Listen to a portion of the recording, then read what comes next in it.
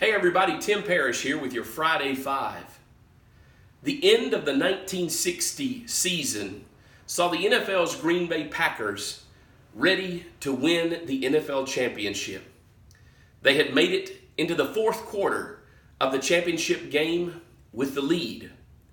The only problem was the Philadelphia Eagles managed to score, taking the lead away and robbing the Packers of the 1960 championship. Those guys worried and thought about that game for the entire offseason.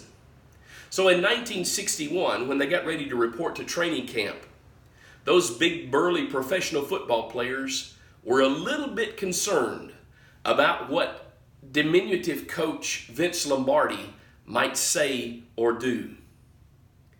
When the men gathered in the meeting room, Lombardi stepped to the front, held up a football in his right hand, and after a few seconds of silence, uttered these famous words, "Gentlemen, this is a football." You see, one of the things Lombardi believed about his team was that they lost the championship game because they did not execute the small things well. His entire philosophy for the 1961 season was to do fundamental things and to do them with excellence. In fact, some of his players began to kid him a little bit during training camp because it seemed that the things they were doing were so basic and so elementary that surely they as professional athletes needed to be doing something more. He had them learning how to block and how to tackle and how to handle the football. But the end of the 61 season saw them once again back in the NFL championship game. They'd only had 3 losses during the regular season, 2 of those by a very small margin. And they were facing the New York Giants.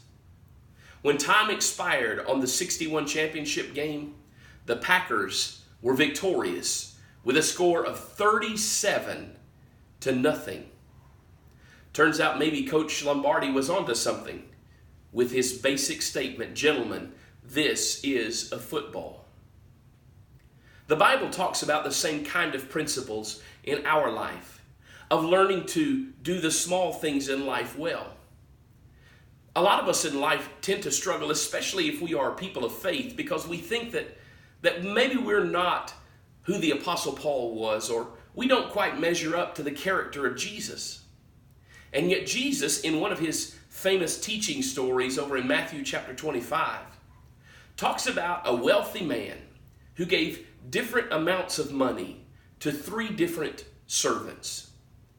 2 of those servants took the money and invested it and doubled the money so that when the master returned, they could give him back double what he had given them. But the third one was afraid. He was timid.